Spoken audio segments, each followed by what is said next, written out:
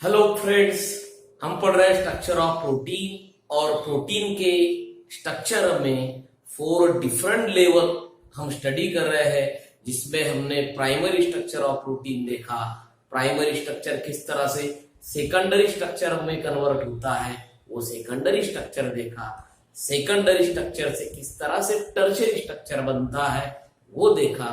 Tertiary structure ये हमारा last video था और आज टर्शियरी स्ट्रक्चर से जो लास्ट लेवल है प्रोटीन के स्ट्रक्चर की, जिसे क्वाटरनरी स्ट्रक्चर कहते हैं, वो क्वाटरनरी स्ट्रक्चर किस तरह से बनता है, किस तरह से अब tertiary structure of protein quaternary structure में कन्वर्ट होगा, ये आज देखना है। मतलब आज का topic quaternary structure of protein, जो प्रोटीन का एक्चुअल स्ट्रक्चर है, जो प्रोटीन के स्ट्रक्चर की लास्ट लेवल है, जिसे कहते हैं क्वाटरनरी स्ट्रक्चर। तो क्वाटरनरी स्ट्रक्चर किस तरह से बनता है, तो आइए चलिए पढ़ते हैं क्वाटरनरी स्ट्रक्चर ऑफ प्रोटीन। तो अब क्वाटरनरी स्ट्रक्चर किस तरह से बनता है, तो ये एक पहला क्वेश्चन होगा, उसका आंसर इस तरह से होगा। जो टर्शियरी स्ट्रक्चर बना, पॉलीपेप्टाइड चेन, जिसमें कई तरह की इंटरमॉलिक्यूलर फोर्सेस के वजह से फोल्डिंग हुई। मतलब आपको पता है टर्शियरी स्ट्रक्चर में बहुत अलग अलग डिफरेंट टाइप के इंटरमॉलिक्यूलर फोर्सेस होते हैं, जिस तरह से हाइड्रोजन बॉन्डिंग होती है, और उसी स्ट्रक्चर में इलेक्ट्रोस्टैटिक फोर्स ऑफ अट्रैक्शन होता है, डायपोल डायपोल इंटरैक्शन होती है, फिजिकल फोर्सेस होते हैं। ये सब फोर्सेस जब पॉलीपेप्टाइड चेन को फोल्ड करते हैं, बहुत ज्यादा फोल्ड करते हैं, तो टर्शियरी स्ट्रक्चर बनता है। तो जब ये टर्शियरी स्ट्रक्चर बनेगा और टर्शियरी स्ट्रक्चर से बनने वाली जो पॉलीपेप्टाइड चेन है, मतलब टर्शियरी स्ट्रक्चर जो बना, वो टर्शियरी स्ट्रक्चर की जो पॉलीपेप्टाइड चेन है, ये पॉलीपेप्टाइड चेन टर्शियरी स्ट्रक्चर की जब और फोल्ड होगी, दो या दो से ज्यादा टर्शियरी स्ट्रक्चर की पॉलीपेप्टाइड चेन और भी ज्यादा जब फोल्ड होगी, तो एक कॉम्प्लेक्स स्ट्रक्चर बनेगा।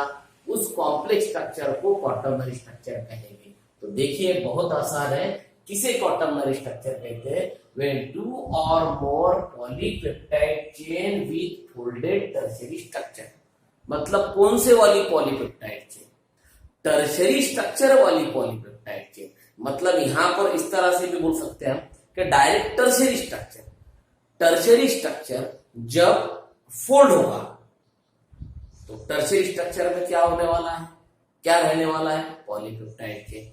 इसलिए when 2 or more polypeptide chain with folded tertiary structure, दो या दो से ज्यादा पॉलीपेप्टाइड चेन जिसको एक्चुअली टर्शियरी शेप मिला हुआ है, टर्शियरी स्ट्रक्चर मिला हुआ है, इस तरह का पॉलीपेप्टाइड चेन जब कम्स टुगेदर, मतलब क्लोज आएगा, कौन? दो या दो से ज्यादा पॉलीपेप्टाइड चेन जिसे टर्शियरी स्ट्रक्चर है, वो जब कम्स टुगेदर, वो क्लोज आएगी, एक दूसरे के साथ मिलेगी, तब जाकर एक स्ट्रक्चर बनेगा, जिस स्ट्रक्चर को कॉम्प्लेक्स स्ट्रक्चर, इस तरह का नेचर होगा। मतलब अब वो स्ट्रक्चर कॉम्प्लिकेटेड होगा, बहुत कॉम्प्लेक्स होगा, क्योंकि प्राइमरी से बना सेकेंडरी। प्राइमरी एक आसान लेवल थी, प्राइमरी के बाद सेकेंडरी बना, फिर वो थोड़ा कॉम्प्लिकेटेड हो गया, सेकेंडरी से टर्शियरी बना, फिर उसमें कई तरह की चीजें नई प्रोड्यूस होगी, फिर वो टर्शियरी स्ट्रक्चर और कॉम्प्लिकेटेड बना। अब टर्शियरी स्ट्रक्चर से क्वाटरनरी बन रहा है, मतलब टर्शियरी में और भी कुछ नई चीजें आएगी, जिससे क्वाटरनरी शेप उस प्रोटीन को मिलेगा। तो यहां पर बताया गया है कि आखिर में, लास्ट में एक इस तरह का कॉम्प्लेक्स शेप मिलेगा, इस तरह का कॉम्प्लेक्स स्ट्रक्चर मिलेगा, जो होगा क्वाटरनरी स्ट्रक्चर ऑफ प्रोटीन। मतलब यहां पर जब दो या दो से ज्यादा पॉलीपेप्टाइड चेन, जिसे ऑलरेडी टर्शियरी स्ट्रक्चर का शेप है, ऐसी पॉलीपेप्टाइड चेन जब एक दूसरे के साथ मिलेगी, वो क्लोज आएगी, वो कम्स टुगेदर बोला, इसका मतलब वो क्लोज आएगी, एक दूसरे के साथ मिलेगी, तब जाकर वहां से एक बहुत ज्यादा एक्सेसिव फोल्ड हुआ स्ट्रक्चर मिलेगा, जो ज्यादा कॉम्प्लेक्स होगा, कॉम्प्लिकेटेड होगा, इस तरह का स्ट्रक्चर क्वाटरनरी स्ट्रक्चर। तो क्वाटरनरी स्ट्रक्चर की डेफिनेशन आसान है, याद रखिए, when two or more polypeptide chain, जब दो या दो से ज्यादा polypeptide chain with folded tertiary structure, जिसको ऑलरेडी टर्शियरी शेप है, टर्शियरी स्ट्रक्चर है, कम्स टुगेदर, जब वो एक साथ आएगी इनटू वन कॉम्प्लेक्स स्ट्रक्चर, जिससे एक ही कॉम्प्लेक्स स्ट्रक्चर बनेगा, बड़ा स्ट्रक्चर बनेगा, कॉल्ड क्वाटरनरी स्ट्रक्चर। तो इस तरह के स्ट्रक्चर को क्वाटरनरी स्ट्रक्चर कहेंगे। अब इसमें की एक पॉलीपेप्टाइड चेन जो है क्वाटरनरी स्ट्रक्चर में की एक पॉलीपेप्टाइड चेन, मतलब वो टर्शियरी स्ट्रक्चर है, क्योंकि क्वाटरनरी स्ट्रक्चर टर्शियरी स्ट्रक्चर से क्वाटरनरी स्ट्रक्चर बन रहा है, तो उसमें की टर्शियरी स्ट्रक्चर जो होगा वो एक पॉलीपेप्टाइड चेन होगी। तो ईच इंडिविजुअल पॉलीपेप्टाइड चेन, मतलब क्वाटरनरी स्ट्रक्चर में की एक पॉलीपेप्टाइड चेन, उसे हमने टर्शियरी स्ट्रक्चर कहा, क्योंकि टर्शियरी स्ट्रक्चर से क्वाटरनरी बन रहा है। तो टर्शियरी की एक polypeptide chain, each individual polypeptide chain, मतलब क्वाटरनरी स्ट्रक्चर में की एक पॉलीपेप्टाइड चेन इज कॉल्ड सब यूनिट ऑफ ओवरऑल प्रोटीन। मतलब क्वाटरनरी स्ट्रक्चर के में रहने वाला एक सब यूनिट वो होगा, क्वाटरनरी स्ट्रक्चर का एक सब यूनिट, मतलब एक सिंपलेस्ट पार्ट, एक सिंपल पार्ट, क्वाटरनरी स्ट्रक्चर का एक सब यूनिट मतलब एक सिंपल पार्ट, वो कौन सा होने वाला है, उसमें की एक पॉलीपेप्टाइड चेन। मतलब इस तरह की कई पॉलीपेप्टाइड चेन, मतलब वो टर्शियरी स्ट्रक्चर, वो पॉलीपेप्टाइड चेन क्वाटरनरी स्ट्रक्चर का एक सब यूनिट होगा। इस तरह के कई सब यूनिट क्वाटरनरी स्ट्रक्चर में होते हैं। मतलब इस मुद्दे में क्या बोला जा रहा है, each individual polypeptide chain, quaternary structure में की एक पॉलीपेप्टाइड चेन इज कॉल्ड सब यूनिट, उसे हम सब यूनिट कहेंगे ओवरऑल प्रोटीन के स्ट्रक्चर का। और ऐसे कई सब यूनिट क्वाटरनरी स्ट्रक्चर में होगी, मतलब जिस पॉलीपेप्टाइड चेन से क्वाटरनरी स्ट्रक्चर बन रहा है, उस पॉलीपेप्टाइड चेन को उस स्ट्रक्चर का एक सब यूनिट कहा जाएगा। ऐसे कई सब यूनिट से इस तरह का क्वाटरनरी स्ट्रक्चर बनता है। जैसे कि एग्जांपल है, for example haemoglobin consist of 4 सब यूनिट। यहाँ पर क्वाटरनरी स्ट्रक्चर के लिए हीमोग्लोबिन का एग्जांपल दिया है कि हीमोग्लोबिन को क्वाटरनरी शेप है, क्वाटरनरी स्ट्रक्चर है, वो प्रोटीन के स्ट्रक्चर की लास्ट लेवल है। मतलब क्वाटरनरी स्ट्रक्चर का अगर आपको एग्जांपल देना है तो आप हीमोग्लोबिन का देंगे। और हीमोग्लोबिन के स्ट्रक्चर में कितने सब यूनिट होते हैं, मतलब कितने सब यूनिट से हीमोग्लोबिन बनता है, इट कंसिस्ट ऑफ 4 सब यूनिट। मतलब एक हीमोग्लोबिन के स्ट्रक्चर में 4 सब यूनिट होते हैं। मतलब कितनी पॉलीपेप्टाइड चेन होगी, 4 पॉलीपेप्टाइड चेन होगी। कौन से वाली, जिसको ऑलरेडी टर्शियरी शेप है, टर्शियरी शेप वाली 4 पॉलीपेप्टाइड चेन जब क्लोज आएगी तब जाकर एक स्ट्रक्चर जो बनेगा वो होगा क्वाटरनरी स्ट्रक्चर ऑफ हीमोग्लोबिन। देखिए इस मुद्दे में भी समझ में आ रहा है कि जब हीमोग्लोबिन की 4 पॉलीपेप्टाइड चेन, मतलब 4 टर्शियरी स्ट्रक्चर वो क्लोज आएंगे तो एक कॉम्प्लेक्स स्ट्रक्चर जो बनेगा वो होगा हीमोग्लोबिन का। तो हीमोग्लोबिन में कितने सब यूनिट होते हैं, 4 सब यूनिट होते हैं। वो 4 सब यूनिट मतलब ही 4 पॉलीपेप्टाइड चेन, जिन्हें कौन सा स्ट्रक्चर है, जिन्हें टर्शियरी स्ट्रक्चर है। तो वो सब टर्शियरी 4 टर्शियरी स्ट्रक्चर से एक ही कॉम्प्लेक्स स्ट्रक्चर बना, जिसे क्या कहे, क्वाटरनरी स्ट्रक्चर। तो इनमें के हर सब यूनिट का, स्ट्रक्चर में के हर सब यूनिट का, क्वाटरनरी स्ट्रक्चर में के हर सब यूनिट का अपना एक रोल होता है फंक्शन में। जब ये सब यूनिट प्रेजेंट होंगे तभी जाकर वो प्रोटीन अपना जो एक्चुअल फंक्शन है वो कर पाएगा। देखिए यहाँ पर हीमोग्लोबिन के एग्जांपल के बारे में ही बताया गया है।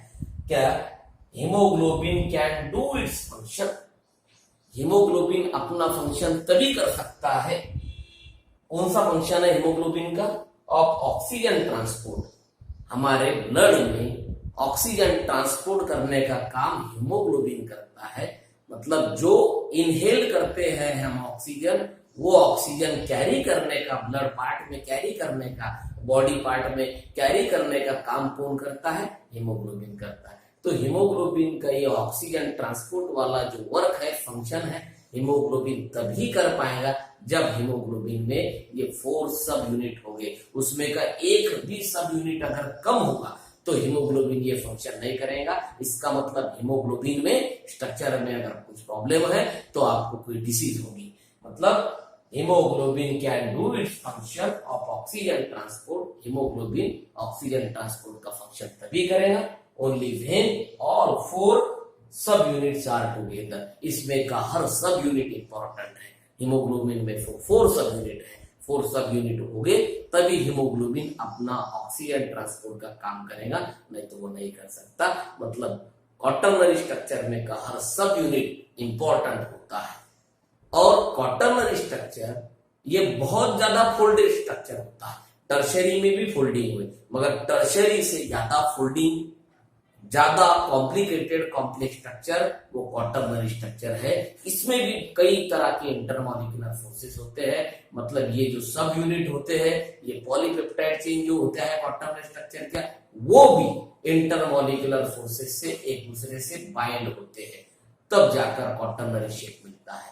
तो ये बहुत ही इंपॉर्टेंट सब टॉपिक है। तो हमने सबसे पहले क्वाटरनरी स्ट्रक्चर ऑफ प्रोटीन के डेफिनेशन बताया कि व्हेन 2 और more polypeptide chain with folded tertiary structure, जिसे टर्शियरी शेप है, ऐसी 2 या 2 से ज्यादा पॉलीपेप्टाइड चेन जब कम टुगेदर मतलब एक साथ आएगी, तब जब एक कॉम्प्लेक्स स्ट्रक्चर मिलेगा, उसी कॉम्प्लेक्स स्ट्रक्चर को क्वाटरनरी स्ट्रक्चर कहेंगे। और इसमें की हर एक इंडिविजुअल पॉलीपेप्टाइड चेन जो है क्वाटरनरी स्ट्रक्चर की, उसे सब यूनिट कहा जाता है। वो ओवरऑल स्ट्रक्चर का, ओवरऑल प्रोटीन के स्ट्रक्चर का सब यूनिट होता है। हर सब यूनिट को अपना एक वर्क होता है, फंक्शन होता है। जैसे कि एग्जांपल दिया, हीमोग्लोबिन का क्वाटरनरी स्ट्रक्चर है। हीमोग्लोबिन 4 सब यूनिट से बनता है। ये जो 4 सब यूनिट है, उसमें के हर सब यूनिट को हीम, HAEME, हीम कहा जाता है। और वो सभी हीम मतलब इंडिविजुअल पॉलीपेप्टाइड चेन एक दूसरे को अटैच होती है इंटरमॉलिक्यूलर फोर्सेस से। और हर सब यूनिट का अपना एक रोल होता है। जब हीमोग्लोबिन के 4 सब यूनिट एक साथ हो गए, तभी हीमोग्लोबिन ऑक्सीजन ट्रांसपोर्ट वाला काम करेगा। तो इस तरह का शेप बना क्वाटरनरी स्ट्रक्चर ऑफ प्रोटीन। तो यही जो प्रोटीन के स्ट्रक्चर की समरी जो है फ्रॉम प्राइमरी टू क्वाटरनरी, हमने इस डायग्राम में बताया। डायग्राम से आपको प्रोग्रेसिव स्ट्रक्चर शेप कैसा बदलते गया ये समझ में आएगा। सबसे पहले अमीनो एसिड आता है, क्योंकि प्रोटीन का शेप, प्रोटीन बनता है अल्फा अमीनो एसिड से।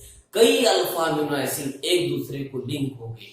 मतलब जब अल्फा अमीनो एसिड का सीक्वेंस बनेगा, सीक्वेंस बनने के लिए अल्फा अमीनो एसिड के कई मॉलिक्यूल एक दूसरे के साथ जुड़ेंगे पॉलीपेप्टाइड लिंकेज से, जिसे हम पेप्टाइड लिंकेज कहते हैं, CONH।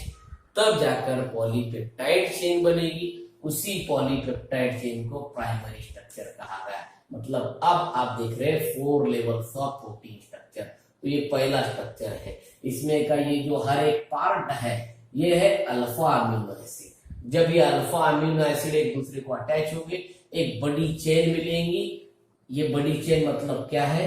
Sequence of alpha amino acid. Alpha amino acid का एक सीक्वेंस है जिसमें कई तरह के अल्फा अमीनो एसिड एक दूसरे को लिंक है, उसे पेप्टाइड लिंकेज कहते हैं। तो ये जो स्ट्रक्चर बना sequence of alpha amino acid का, ये होगा प्राइमरी स्ट्रक्चर।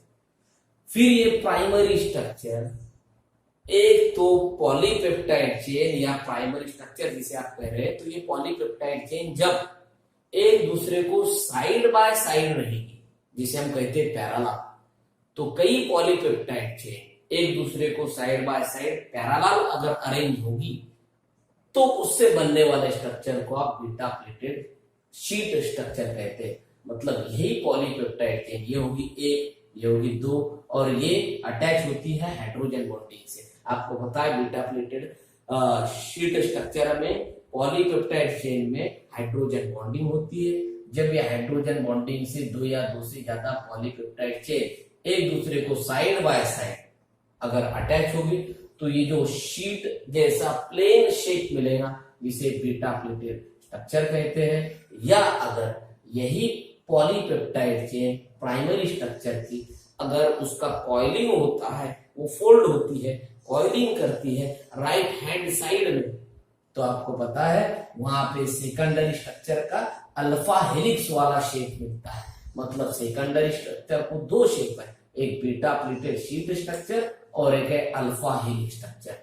मतलब ये डिपेंड करता है कि पॉलीपेप्टाइड चेन जो प्राइमरी स्ट्रक्चर वाली है वो बीटा प्लेटेड शेप बनाएगी या अल्फा शेप बनाएगी। तो ये होगा सेकेंडरी स्ट्रक्चर, जिसमें दो स्ट्रक्चर आते हैं, दो शेप आते हैं, बीटा प्लेटेड और अल्फा हेलिक्स।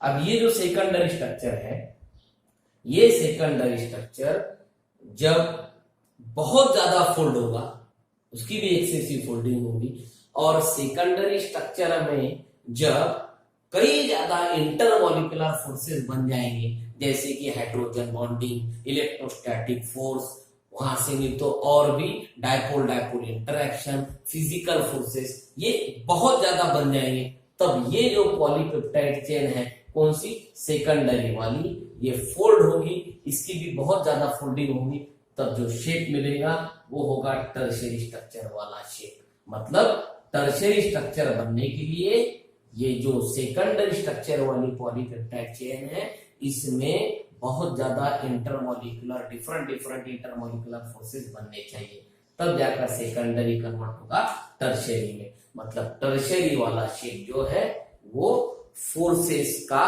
बहुत ज्यादा उसमें इन्वॉल्व होता है, तो ये शेप जो बन रहा है ये होगा टर्शियरी स्ट्रक्चर। अब यही टर्शियरी स्ट्रक्चर मतलब ये होगी एक पॉलीपेप्टाइड चेन, एक टर्शियरी स्ट्रक्चर मतलब एक पॉलीपेप्टाइड चेन, एक सब यूनिट। जब ऐसे कई सब यूनिट, कई टर्शियरी स्ट्रक्चर, देखिए डेफिनेशन में कहा है कि एक पॉलीपेप्टाइड चेन मतलब एक टर्शियरी स्ट्रक्चर, ऐसे कई पॉलीपेप्टाइड चेन, कई टर्शियरी स्ट्रक्चर जब एक दूसरे के साथ आएगी, कम्स टुगेदर, एक साथ मिलेगी, तब जाके वो टर्शियरी स्ट्रक्चर कन्वर्ट होगा क्वाटरनरी में। मतलब टर्शियरी में और क्वाटरनरी में क्या डिफरेंस है? टर्शियरी से ज्यादा फोल्ड स्ट्रक्चर, टर्शियरी से ज्यादा फोल्ड स्ट्रक्चर, टर्शियरी से ज्यादा इंटरमॉलिक्यूलर फोर्सेस किसमें होते हैं? क्वाटरनरी स्ट्रक्चर में। मतलब टर्शियरी से ज्यादा कॉम्प्लेक्स स्ट्रक्चर, टर्शियरी से ज्यादा फोल्ड स्ट्रक्चर, टर्शियरी से ज्यादा इंटरमॉलिक्यूलर फोर्सेस इसमें स्ट्रॉन्ग होते हैं, ऐसा कॉम्प्लिकेटेड स्ट्रक्चर वो होता है लास्ट का क्वाटरनरी स्ट्रक्चर। तो इस तरह से प्रोटीन अल्फा अमीनो एसिड से लेकर प्राइमरी स्ट्रक्चर और प्राइमरी से आखिर तक क्वाटरनरी स्ट्रक्चर में कन्वर्ट होता है। इस पार्ट में सभी लेवल्स जो शेप बन रहे हैं प्रोटीन की वो हमने कवर की। तो ये टॉपिक था प्रोटीन के शेप का, प्रोटीन के स्ट्रक्चर का, लास्ट स्ट्रक्चर क्वाटरनरी स्ट्रक्चर। आपको एग्जाम में कोई भी एक शेप, कोई भी एक लेवल, चाहे वो प्राइमरी हो, सेकेंडरी हो या टर्शियरी हो या क्वाटरनरी हो, वो डिफरेंटली पूछ सकते हैं।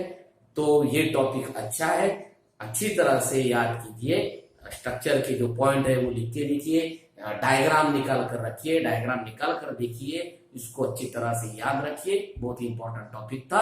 बायोमॉलिक्यूल्स में का जो इंपॉर्टेंट बायोमॉलिक्यूल हम पढ़ रहे थे प्रोटीन, तो प्रोटीन का स्ट्रक्चर इंपॉर्टेंट टॉपिक। अब इस प्रोटीन में, इस बायोमॉलिक्यूल में हमारा एक टॉपिक बचा है जिसका नाम है डीनेचुरेशन ऑफ प्रोटीन। प्रोटीन का डीनेचुरेशन किया जाता है, उसका नेचर बदला जाता है, प्रोटीन का नेचर बदलना, प्रोटीन का नेचर बदलना जिसे कहते हैं डीनेचुरेशन ऑफ प्रोटीन। तो आगे आने वाले वीडियो में हम प्रोटीन का डीनेचुरेशन देखेंगे। फिर उसके बाद प्रोटीन से ही रिलेटेड एक टॉपिक है एंजाइम्स, तो वो एंजाइम भी हमको कवर करना है, तो उसके लिए भी वीडियो लेकर आएंगे। लास्ट वीडियो के लिए बहुत अच्छे अच्छे कमेंट आप सभी ने दिए, आप सभी को थैंक्स कहता हूँ। इसी तरह से वीडियो देखते रहिए, कमेंट कीजिए, लाइक कीजिए। Okay, thank you.